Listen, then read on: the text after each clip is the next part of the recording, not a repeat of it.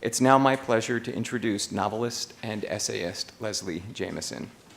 Known for both her fiction and nonfiction, Ms. Jamison is director of the nonfiction concentration in the MFA program at Columbia University's School of the Arts.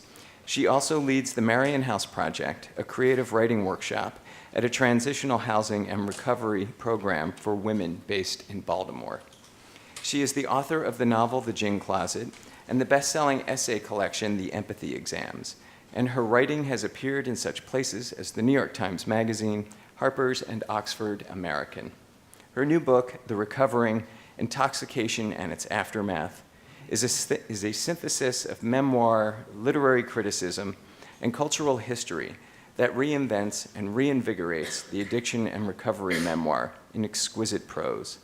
The Washington Post hails Jamison's perceptive and generous-hearted new book is uncompromising on the ugliness of addiction, yet tenderly hopeful that people can heal. Her talk tonight will be in conversation with Marty Moss-Coane, host of Radio Times on WHYY. Please welcome Leslie Jamison and Marty Moss-Coane. Thanks for coming out. Thank you for being here. Thanks, everyone. I read Leslie's book yesterday, sitting in my backyard, and just kind of devoured it. So hopefully we'll have a devouring conversation here. I was very struck with her use of language, the rawness of her language, the beauty of how she writes about addiction, what it's like to crave something as if your life depended on it, why, in her case, drinking felt like freedom, felt like honesty, and also how we all, I think, can seek something that we know is not good for us, and I think something that we can all relate to. So I have many questions, I'm sure you do as well, and I'd love, Leslie, to begin with a reading from your book from the very beginning page.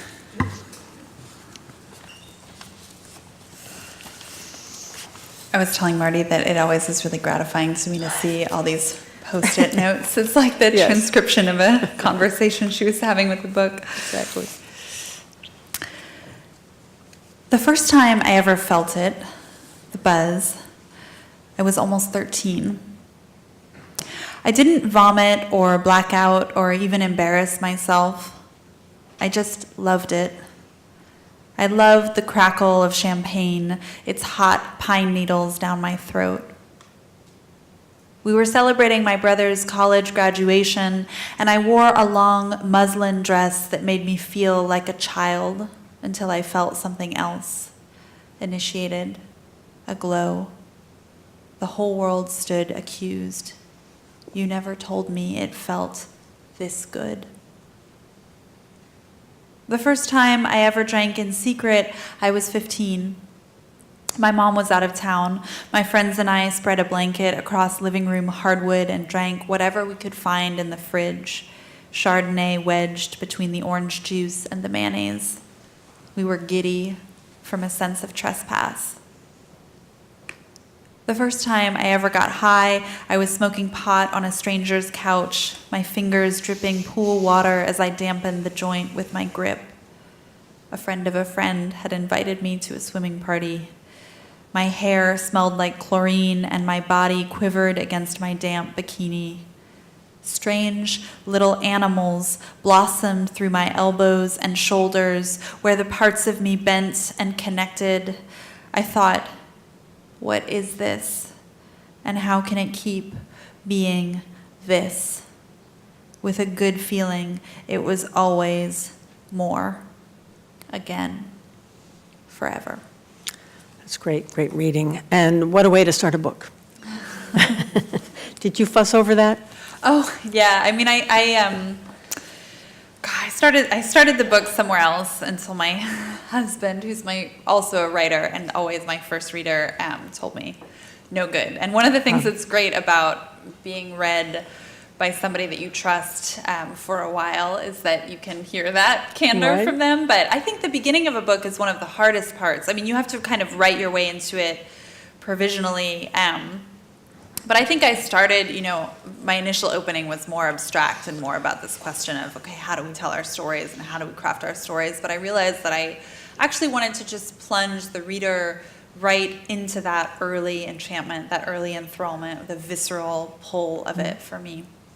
Well, it's about drinking, it's about your own drinking, but it's also about writing about drinking and the kinds of traps, I guess, that you can fall into. I ran across the word quit lit, quit literature, or just another addiction memoir, or drunkalogue. Yeah.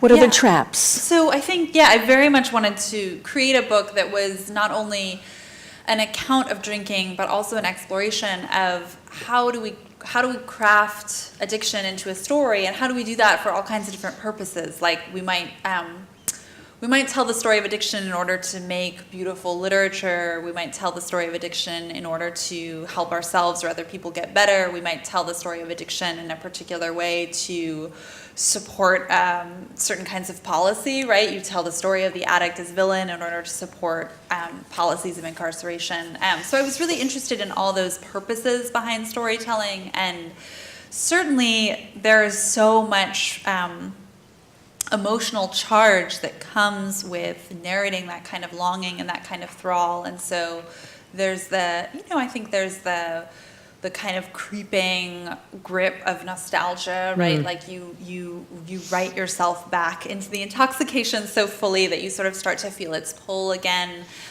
There's the danger of a kind of sanctimonious, I don't know exactly what quit lit is, but I could imagine a number of things, and that sort of danger of the kind of sanctimonious, like before I was lost, then I was found, where you sort of cleave the self into a before and after. And I wanted very much to write about drinking in a way that honored why I loved it so much, rather than trying to have this kind of puritanical retroactive gaze that like blanched all pleasure and all color out of it. But I also very much wanted to kind of to write about sobriety and recovery with a kind of language that felt as dynamic and alive as the language I was using for the drinking itself. There is a difference between how we view men who drink too much and women that drink too much. And what I so appreciated was you owned everything you did. I mean, getting drunk at bars, sleeping with men when you're drunk, throwing up, recovery, sobriety, recovery, and back and forth. Just the idea of making it entirely yours. Was that also a way for you to understand what it was that you were doing to yourself? Yeah, absolutely. I mean, I think that for me, there's no point in telling my story or turning my personal experience into any kind of narrative unless I'm willing to own the parts of it that are gritty, vexed, complicated, and that doesn't mean that like every single moment of personal experience belongs on the page. I mean, it's like a crafted thing, and you figure out, okay, not just like what happened to me, but like what is the story that I'm telling about what happened to me, and those are two different things. But I some of the most difficult moments to narrate are also moments where I think really meaningful truth lives. So writing about the ways in which I was disappointed in myself as a partner, or writing about the drunk fights that I had with my boyfriend. Like, I think nobody wants to, you don't dream about being the writer who's like transcribing a toxic fight with her boyfriend. Like, it doesn't seem like the grand, profound stuff of great literature. But to me, I really wanted to get into what did those conflicts look like? What role did alcohol play in those conflicts? And I think that truth lives in the kind of granular account of a life, the specific account of a life, not the kind of large boilerplate generalizations of a life. Well, there are many stories in here, many people in here besides you. There's Raymond Carver, there's Charles Jackson, there's John Barrymore. There are these other largely male, but not entirely male writers, largely white, but not entirely, I guess, and how their drinking, I guess, connected with their literature. I mean, these are famous writers. Yeah. So Did you want to be them? I think there was. Yeah. At one point, I say I desperately wanted entry into the boys' club, and I think there were certainly ways in which my desire to feel connected to these kind of like great male canonical writers was also connected to my desire to please my father and my brothers at the dinner table was also connected to my desire to like be enough for my various male partners over the years. Like I think there were, definitely relationships between all of those bids for affirmation, or bids for a certain kind of acceptance. But I did want to write a book that worked like a chorus in some way, and so part of that involved invoking the voices of other people who had written about addiction and written about recovery, and part of that involved sort of seeking out stories as an interviewer. So the kinds of research that went into this book and the kinds of reporting that went into this book were all about that project of like gathering a collective of voices. And I really did want to put, interrogate this connection between addiction and creativity, because I do think we have this kind of archetypal image of the addict genius or the drunk genius. And I wanted to both look at, okay, what is that connection? What did the truth of addiction look like for those writers? So John Berryman is writing these beautiful dream songs that are sort of full of these drunken voices, but he's also shitting his pants in the hallway, and his liver is so swollen you can feel it through his skin. I mean, I wanted to kind of honor that, how brutal it gets. And I also wanted to look at, okay, what's the other side of that? What kinds of creativity become possible in sobriety or through recovery? And that felt to me like a story I hadn't heard as much about. Well, I do want to talk a little bit about you and your family. You mentioned them, high achievers. There was French night around the dinner table. Sounds a little intimidating. 2 older brothers that seemed to be very successful. And as a child, did you feel like you had to work to fit in or to be part of this very high-achieving family?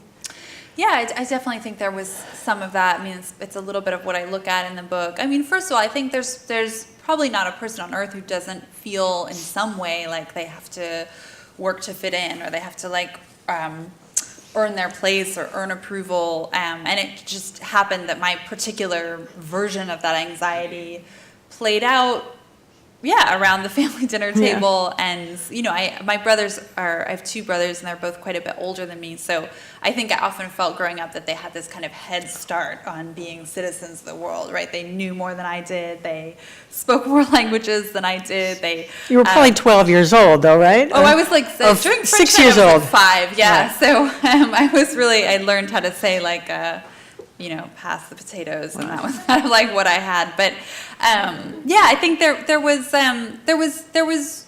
a lot that my family gave me so much, and there were deep ways in which I have always been supported by my family and loved by my family. But I think from very early on, I also had this sense that that you needed to do something in order to earn your sort of spot in your own skin. And how much did that sense of like constantly questioning whether I was enough, how much did that come from my, restless traveling father and my high achieving older brothers? I don't know, and I'm wary of explanations that sort of point too neatly to those kinds of family causalities, but absolutely that was Sure. part of the makeup of who I became. Well, and at one point, your father says to you, drinking is dangerous for us, as a warning. Yeah, I remember that moment really clearly, and that was part of how I knew that it was a significant moment when he said that to me, is that I could remember where we were standing, a bedroom in our home, and like the light coming in from the windows and the kind of squeak of the closet door as he rolled it back. And I think I had this sense as he was saying those words to me, both that I was being warned, but also almost that I was being invited into this club of people for whom drinking was dangerous. There was something about that also, it felt enticing to me. I was going to say that very appealing, right, in a certain kind of way. And I mean, I think he meant it quite literally, that there was tons of alcoholism in our family, which was true. But I think I also heard in that phrase, people like us, I heard a kind of promise of inclusion. Oh, interesting. I do want to talk about writing and all that, but only because you write about this, and I found this so interesting. There was a period where you really were anorectic. And I think of addiction and anorexia, I don't know if they're the opposites. I mean, I think of anorexia as control and self-denial, whereas addiction seems to be the opposite of that. I don't think they're diametrically opposed to each other, but what is the connection? Yeah, well, when I write about them in relation to each other, it's very much departing from that idea that they're opposites. So when I experienced the transition from like deeply restrictive eating to starting to kind of experience the pleasures and the perils of binge drinking, I think I did experience it as, okay, that felt like total restraint, not giving myself things that I obsessed about, whereas drinking feels like kind of total indulgence, like total abandon, like giving myself over to this hunger rather than pushing back against it, rather than refusing it. But the more distance I got from the kind of period in my life when I transitioned from one to the other, the more I started to really see them as two sides of the same coin, or deeply related, insofar as they were both responses to what felt like bottomless hunger. Like, even when I was restricting my eating, I didn't feel like somebody who didn't want to eat. I felt like somebody who wanted to eat everything, who wanted to eat all the time. And it was like that sense of kind of bottomless hunger was exactly what I carried into my drinking. It was just that the response to it was to kind of follow that hunger rather than to like push it back. But in both cases, I was sort of ratifying this sense of myself as somebody who just wanted more and more and more, and also ratifying this sense of shame at what it meant to want more and more and more. And so in that sense, I think they were deeply connected, and they came from exactly the same place. I think they were also two ways of asking, well, how can I make myself feel a different way, either by putting something into my body or by refusing to put something into my body. As again, the sort of flip side of the same coin. But here you are, I mean, I'm drinking a lot, getting drunk, passing out.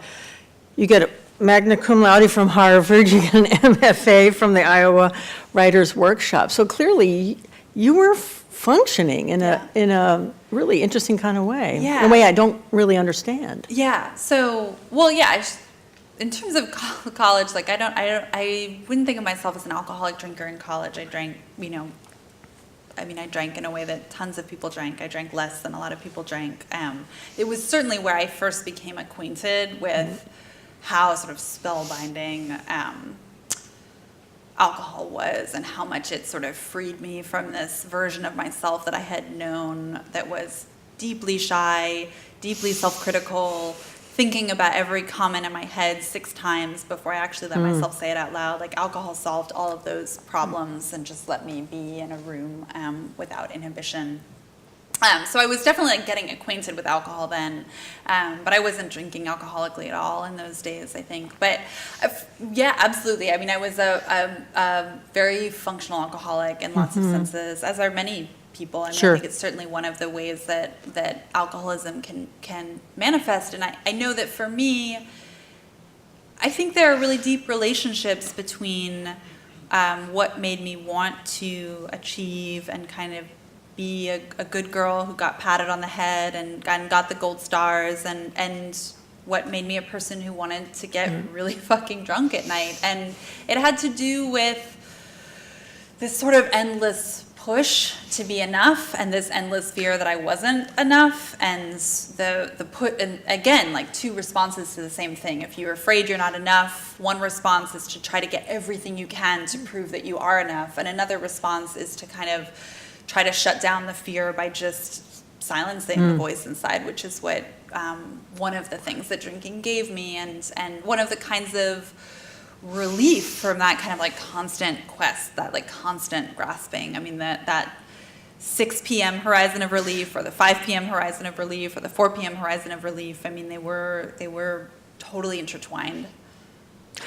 And did you think that that drinking and writing was somehow connected, that the drinking made you a better writer? Yeah, I mean, I think I always had a sense of there being some kind of relationship between drinking and writing, and part of that did come from, showing up in Iowa City at this writer's workshop that I'd always dreamed of going to, where Carver had gone, where Cheever had spent time, where Berryman had spent time, where all these iconic names had sort of cast their long shadows. Dennis Johnson was somebody that we all worshipped. And to see all these icons who were often narrated in terms of their dysfunctionality and their right. drunkenness, I think if you'd asked me to logically explain what's the relationship between writing and drinking, I'm not sure I would have been able to offer that kind of account. But I think that I definitely intuited this sort of triangle between pain, booze, and beauty or creativity. And it was some sense that there was a certain kind of psyche that was so tortured or so complicated or so much in tune with difficult truths, that was the kind of psyche that could produce great art. And it was also the kind of psyche that might need to take refuge or find relief in booze. And that narrative wasn't just mine. One of the really interesting texts I found when I was researching the book was this profile in Life magazine from the late 60s of John Berryman called Whiskey and Ink, where it really lays out that vision of the tortured artist. And it basically says, whiskey and ink are the two fluids that John Berryman needs to survive. He takes in the whiskey and then it comes out, as ink, as poetry. But that he's in contact with these dark truths, and the booze is the thing that helps him survive that contact. And that seemed attractive or interesting or something to connect with, relate to? Yeah, I mean, there was definitely something that was alluring to me about that mythology. And I mean, I wasn't kidding myself. I never thought I was actually really living that myth. I mean, I was, could never have matched Berryman pint for pint in a Dublin bar. Right. But I do think that it gave me these kinds of almost scripts to follow around what kinds of people made beautiful things. You write, and you made a reference to this earlier, alcoholics are tortured geniuses, drug addicts are deviant zombies, male drunks are thrilling, female drunks are bad moms, white addicts get their suffering witnessed, addicts of color get punished, celebrity addicts get posh rehab with equine therapy, poor addicts get hard time. So that was really profound in a lot of ways. I mean, we struggle, as you say, every addiction story wants to have a villain. And I think as a society, we haven't sort of figured out how to think about someone who has an addiction. Yeah, I mean, I again, in terms of this question of what are the stories that we tell about addiction, at a certain point when I was putting this book together, I realized that initially I'd sort of conceived of thinking about that question of storytelling in two spheres, in the literary sphere and in the recovery sphere, and how did storytelling work differently in those spheres. But it really started to expand at a certain point. I started to think, there's this whole other sphere of storytelling that has to do with, in the social imagination and in the American imagination, how have we told ourselves stories about addiction in order to make sense of it? And in particular, how have these two combating stories just kind of occupied this really unresolved state for decades and decades, where on the one hand, we've sort of told ourselves that alcoholism is a disease and at least profess to believe that, and that maybe by extension that addiction more generally is a disease. But at the same time, we still treat addicts as villains and criminals. And so part of what I did in the book was look at the history of that cognitive dissonance and where who some of the original storytellers of those stories were.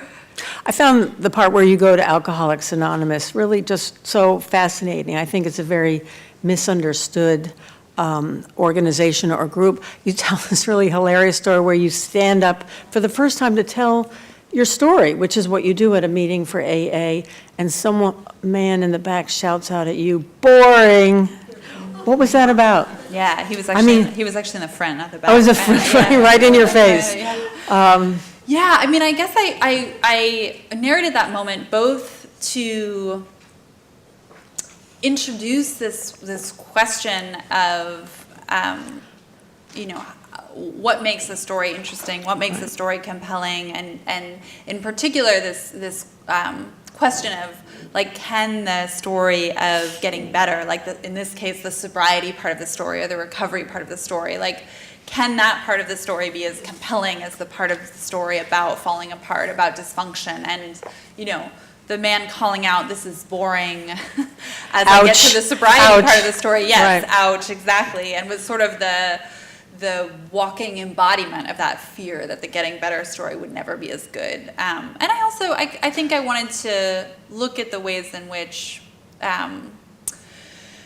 even as we're telling stories to help ourselves or other people get better, there's still an element of performance in it and a desire to tell a story that is somehow beautiful or compelling. Just as when we tell stories to make art, to make them beautiful, to make them fresh, there's also absolutely the capacity for those stories to be saving and transformative. So even though there are these two spheres with sort of explicitly different stated goals, I think there's a tremendous kind of crossover in how those stories work and what we seek from them and what we seek in telling them. Well, I also think here you are probably largely with a group of strangers, I mean, people that do not know each other, but you do know something about the other, which is that they have, whether it's a secret or not, they have a drinking problem. I mean, and that sort of powerful connection there. Absolutely. Just knowing that you're all struggling in this, I guess, in the same kind of way. Yeah, well, and I think that question of, like, resonance and how does resonance work is another, like, driving engine in the book, right? How can two people who have very different lives also maybe know one part of each other in a really profound way, and that's not to kind of conflate the differences between lives, to say that, okay, no matter who you are, where you come from, you're exactly the same as somebody else who's struggled with addiction, no matter how your addictions were treated or what kinds of resources you had to treat your addiction versus kinds of resources that they might not have had. Like, I'm not interested in eliding any of those differences, and I kind of spent a lot of the book looking at how those differences work, but I'm also interested in the ways that there can be something really powerfully shared between people who have lived quite different lives, and I think recovery is based on the premise of what can be powerful in that sharing. And as a writer, you really honor the kind of, if I can say, cliches or even the platitudes of AA, one day at a time, that is so meaningful. I mean, it is a shared language, right? Yeah, absolutely. I mean, I think, I had, in my coming of age as a writer, I think I had been taught no lesson more emphatically than, like, avoid cliches at all costs, right? Like, cliches are the enemy of storytelling and the enemy of meaningful writing. And one of the things that was powerful to me about recovery was the ways in which cliches felt like this. At first I had a kind of resistance to them, or in this kind of egotistical way, felt like, well, my soul is a little bit too complicated to be described by cliches, but what I really came to find was A, that my soul was not too complicated to be described by cliches, just like everybody else's, and B, that you might shy away from cliches at all costs if you felt like the only purpose of speech was to express yourself or to sort of construct yourself as a speaker in a particular way, but if you actually just wanted to communicate with other people or say something that might make sense to them, that actually cliches could be a really powerful way to sort of bridge the gap between your life and another life, especially maybe if the externals of those two lives were really different, that there could be a cliche that could mean something very deeply to both of you, and it could become a certain kind of bridge or a kind of connective tether. You describe sobriety and then relapse and sobriety, and tell a story. You say the first day of my second sobriety, you crashed a friend's car into a wall. But you go on to say, if I was going to stop drinking, I was supposed to discover a spectacular new version of myself, or at least recover the presence of mind not to accelerate into a concrete wall. But sobriety didn't work like that. It works like this. You go to work, you call your friend, you say, I'm sorry I crashed your car into a wall. You say you'll fix it. than you do. That's sobriety. Right? I thought that was just brilliant in its simplicity. Yeah, I mean, I thank you. But I think that, You're welcome. but I think there was it's like, over and over in the book, I wanted to look at the ways that we might write these stories for how we think our lives are going to unfold, or these scripts that we want them to follow, or think somehow they should follow, or that we're owed. And yeah, I wanted sobriety to kind of transform me immediately, make me a totally new version of myself, make things better. And it certainly wasn't the script I had written that I was going to crash my friend's car. Right. But that it was actually, part of why sobriety ended up feeling meaningful was that it wasn't like it just dissolved all the problems or made me into a new version of myself, but it was just about kind of showing up for the aftermath of whatever had happened. And just like, in a way, to get back to one of your very first questions, it was just kind of about owning it. Like owning, yeah. Right. As you say, the book was to explore a number of different things, but one is whether sobriety is as interesting as, or recovery, I guess, is as interesting as addiction. Were you able to answer that for yourself? I'm biased, but I think it can be. Yes. And, I mean, in a really concrete sense, you read addiction memoirs, and there's so many fantastic addiction memoirs out there, and books that have meant an incredible amount to me. But there's a pattern where you often find that the sobriety or the recovery part is a sort of flatter chapter at the end, after all these riveting chapters about like all the train wreck that came before. And I wanted to really kind of dare myself to write a book where more than half of the book was actually about that recovery process, and to make that, if I had sort of committed to articulating the drinking in a way that wanted to do justice to how sort of in lots of ways magical it had felt, especially at the beginning, I wanted to find, okay, what is dynamic and electric about recovery, and how can I bring that to the page? And to be honest, like, recovery is so much about, at least for me, it was so much about kind of waking up to my life. Not that I was sleeping through my life before, but really being sensitized to like what I was feeling, what was happening in relationships, what was happening with people all around me, who these strangers were in the street, just kind of like getting attuned to the world in a new way. And that attunement, I mean, is the opposite of flatlining narrative. It's narrative opening up. It's narrative getting infinite. So I think there are kind of there's an incredibly generative relationship, I think, between sobriety and storytelling. And Do you still go to AA meetings? I do. You do? Yeah. Which you are we dealing with? And what is your explanation? Are you trying to escape yourself? Are you not interested in the formulation of what you're drinking? And why are you doing these things? And which part of this book is you really? Yeah. Well, I've read the book, and there's a lot of Leslie Jamison in this book. Yeah, no, I mean, I think it's a great question. I mean, I think in a sense, I part of why I offer all of those explanations for drinking is both to kind of transcribe the self-justifying nature of what my drinking was, where part of what it meant to get drunk was to believe that it was necessary or justified that I was drunk, but the narrative justifying that drunkenness might look a little bit different each time. I think that I also believe that like the self is a plural thing, not a singular thing. So I don't think that there was just one reason that I drank. I think that certainly the desire to kind of escape my own inner monologues was and kind of escape just what consciousness felt like was a pretty primal engine underneath my drinking. And I think a lot of people who use substances, like that sense of self-escape is really powerful. So that was certainly a driving force. But I also, I very much don't believe that there was kind of like one self who drank and then another self who's like sitting here sober. Like I think that the part of me that wanted to drink is still very much part of like the me who sits here in front of this microphone. It's just I have different responses to those same longings and those same cravings. So I think I think of a self as like a multifaceted thing, and those facets are working in different ways at different eras. And so it's less that I feel like I had to kind of decide between those different parts of self, or that there was one that was true and one that was false, and more that they were operating in a different kind of arrangement in drinking and in sobriety, and also not necessarily in a static way in either of those states. That I think I'm also a different person 8 years into sobriety than I was when I first started, or different facets of me are sort of more powerful now than they were then. Was this hard to write? The book? Yes. Yeah, but not always in the ways that people expect. I mean, it was hard to write.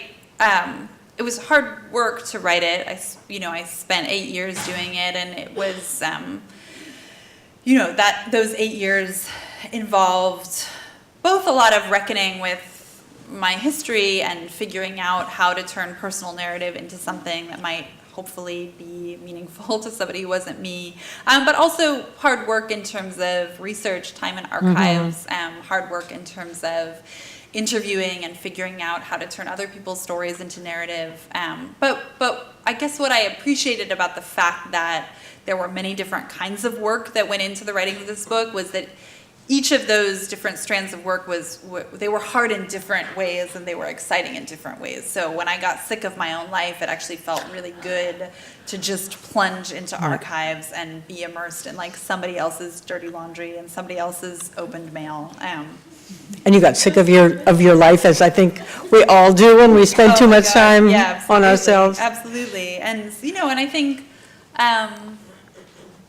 and then I think there was a flip side to that too, which is to say that, while I was spending time in archives, coming back to certain personal experiences helped me remember like what I was seeking in those archives. And there was a kind of urgency to what I was seeking in those archives that absolutely came out of what I had lived. And you also talk about those times when I guess you passed out or blacked out and then would wake up or come to, and people would say, oh, well, Leslie, you did this and you did that. And it was, I really did that. I mean, did you think that was an exciting thing to do? I mean, because there's a lot about being boredom and being interesting. There's a lot of this sort of all woven into this story. Yeah, most of the time when that happened, it didn't feel exciting. It felt embarrassing. I think there is something of a storytelling project around that attempt to like recuperate those lost hours that you can't remember from a blackout. But I think that those experiences became really a part of what to me started to feel really shameful about drinking, this idea that, I mean, in a way that's like the opposite of being able to own your experiences, if you actually can't even connect it with like the conscious self that you've woken up into. So I think there was something where I constantly felt like I needed to apologize for that self who had done that thing while drunk, or account for her, or try to take responsibility for her. And I write at a certain point about this kind of stack of apology letters on my partner's desk that were trying to make it okay who that self had been. There's a boyfriend that plays a pretty pivotal role in your story, and without giving too much away, is he okay? And Dave? Well, one thing I can say about the process of writing this book, which is true about my process of writing nonfiction more generally whenever it's personal narrative, is that I always invite people who play some kind of significant role in the narrative to read it, and to read it like well in advance of like its publication, so that and I'm pretty specific about my language with this, like so that we can, if they want to participate in the process, which I understand is already an ask. It's an ask of time and attention, but if they want to participate in that process, that they read it and that we have a conversation about it that then informs my editing process. So I can say Dave was incredibly generous. The partner that you're mentioning was incredibly generous with this book and read it actually twice fully in manuscript form, and it doesn't always go this way. Sometimes it can be much more difficult, but I honestly think it became a much better book and a more complicated book because of the conversations we had about it. And I think that one of the things that can happen when you open a manuscript up is that you quite simply, you get the other person's point of view, and when you integrate that point of view into the story, it adds something. And your writing process, as you said, this is 8 years. Some writers are very disciplined and sit themselves down in front of their computer at their desk or whatever and write for 4 hours or something. Some are a little more scattered than that. Some go to coffee shops. Some, do the laundry instead of writing. What kind of a writer are you? Yeah, I think my relationship to process has evolved some, especially because my life has changed. So, like, I now have 2 children at home, and I think it's like hard. If I was ever precious about my writing process, it's impossible to be precious about writing when you're like also taking care of kids. She's a 3-month-old, just so people know, right? Who is here in Philadelphia right now and on tour with me. But I think I've really.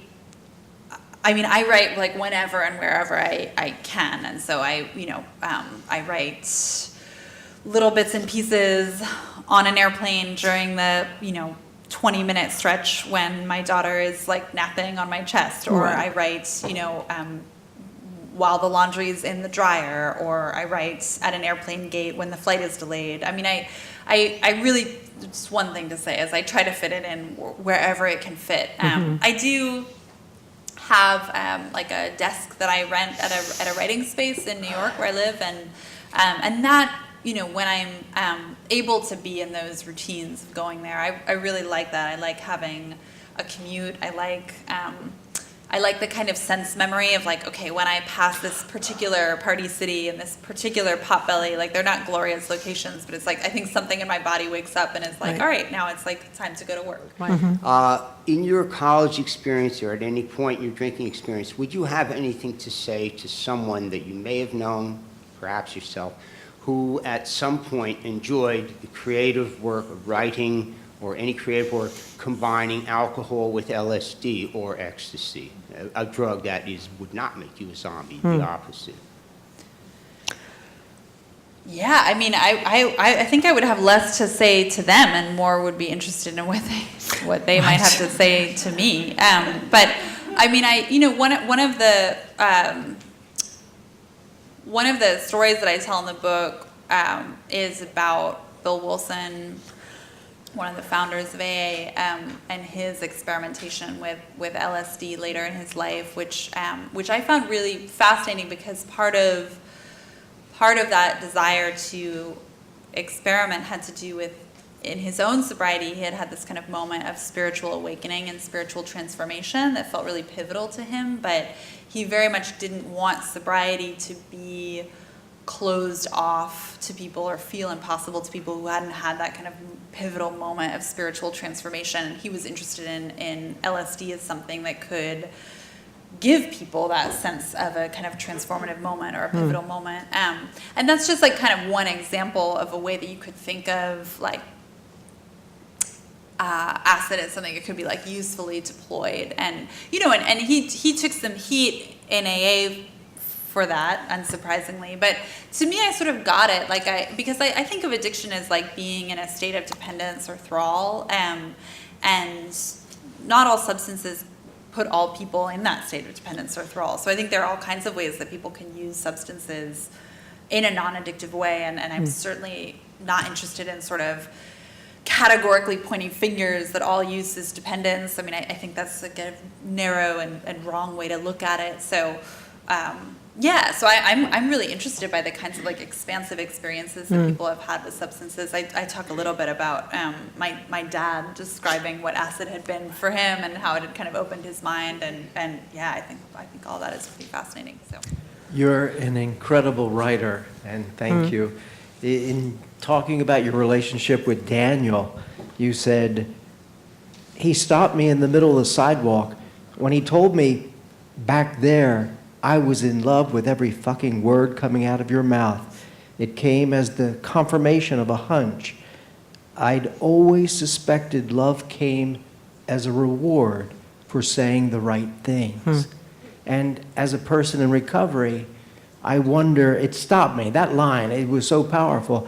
I wonder, because of alcohol, maybe I didn't say the right things, and therefore love eluded me. I don't know. That's powerful. Yeah. Yeah, I mean, I think in a way, yeah, I think that is a powerful thing to articulate, and I guess what is my relationship to the self who believed that thing, like, 15 years ago? And I think some part of me agrees with her and some part of me doesn't. Like, I think yes, the ways in which we love each other as people comes partially from like who we are and what we say and how we behave, and you love a particular person for particular reasons. But I also think I don't believe in that sense of love is just about having to kind of prove yourself at every moment, which is really how I experienced it at the time, that I had to constantly prove that I was deserving of love. So I think in that way, love can very much make room for the parts of us that don't always know the right thing to say or can't always say the right thing. I mean, I think I want to believe in a love that can also forgive those moments in which the right words aren't there. Are you writing about motherhood? Yeah, not yet. I mean, so far Motherhood has effectively made it hard to write about anything. But yeah, I mean, I would love to. I've written a little bit about my older daughter is my stepdaughter, and I've written a little bit about stepmothers and how we think about stepmothers. Which is a whole other conversation. It is. But yeah, I would love to write about motherhood, and I think in a way, the task of writing about motherhood feels connected to some of the ideas in this book, insofar as part of the argument that I'm really trying to make in this book is just because the story is ordinary does not mean it's not a story worth telling. And like, say, childbirth is like at once one of the most common things in the world and one of the most powerful experiences I think somebody can have. And so finding that kind of language for experiences that might be deeply common and in that sense deeply ordinary, but are in no sense like less. In no sense are these stories less worth telling. I think that sense of how to sort of find dynamic ways to narrate just the day-to-day and like the grit and the specificity and the ongoingness and sometimes the tedium, but also the deep profundity of what it means to be a parent. I think I'm totally up for that challenge. I haven't met it yet, but yeah. You spoke about it earlier in the conversation about anorexia and alcoholism as two sides of the same coin, as opposed to being like diametrically opposed. And the research does show that the neural pathways are really similar in eating disorders and addiction. Have you, and I'm a social worker, so I've worked in eating disorders. And have you found that your recovery from each has been similar, or have they been different? Like, were the ways that you went about recovering or things that have helped you, has the path been the same or different? Yeah, it's a great question. Yeah.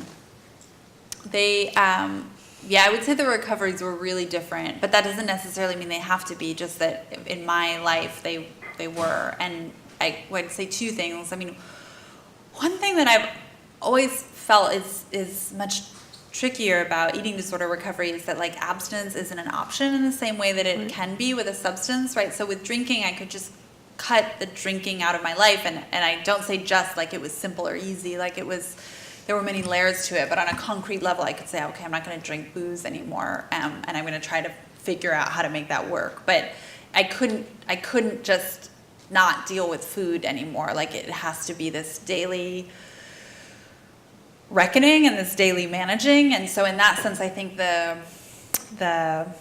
concrete dimensions of what it means to recover can look different ways when you're talking about food and talking about substances, and that in a way I wished it could have been kind of like more black and white with food in the way that it was with booze. But I guess one of the big differences just had to do with community. Like my recovery from my eating disorder was a kind of a solitary exercise. Like I was in therapy, but I wasn't involved with a bunch of other people who were going through it, and which was very much true in my recovery when it came to drinking, and was such a wonderful and tremendous part of my recovery from drinking, and was one of the things that made abstinence feel like not just like deprivation, like it felt like presence, like, okay, I've subtracted this thing from my life, but there's something else that has come into my life, and so I didn't have anything like that when it came to recovering from the eating disorder. So yeah, that element of community I think was a big difference, but no reason I couldn't have been there the first time too. It just wasn't. So as a really avid reader of recovery narratives and memoirs, and to kind of an extent a writer of them, I keep coming across this sort of line between therapy and art, and whether a good recovery memoir is both, or can be both, or whether it's one at the peril of the other. And I guess I'm wondering if you can talk a little bit about that, and whether or not it's kind of your job to decide if it's one or the other, or if it's completely up to the reader, and that you kind of have no power over that discernment. Thank you. Yeah, also a great question. I mean, one thing that I've learned in being a writer is that, like, I pretty much have no power to decide what anybody thinks of my work, whether they find it beautiful or therapeutic or not worthless, or, it's sort of like I have very little control over how it's received in all sorts of senses. So in that sense, like, I think people find in the work what they find in it. And I think, in so many communities that I've been a part of, like literary communities or academic communities, it can be a little bit embarrassing to talk about literature in therapeutic terms. Like, you're kind of not supposed to think of literature that way. Like, you're not supposed to think of literature as a place where you turn for life advice. You're not supposed to think of literature as something that makes you feel better or something like that. That sort of therapeutic function is kind of like lowbrow and something to be sort of analyzed away from. And I'm all about literature meaning whatever it means to the people who read it. So I think for me there are literary texts that I've found both deeply beautiful and that have shaped the way that I think about my own experience, not quite in the same way that, say, therapy has helped me shape the way I think about my own experience, but in a way that feels, I guess, just deeply useful.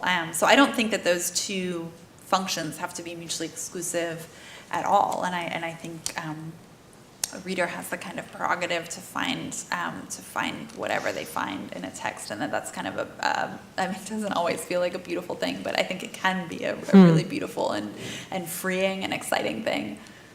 Here's just one more sentence. Recovery didn't say we tell ourselves stories in order to live. It said we tell others our stories in order to help them live too. Nice. Great. Leslie, thank you very much. Thank you so much. Thank you.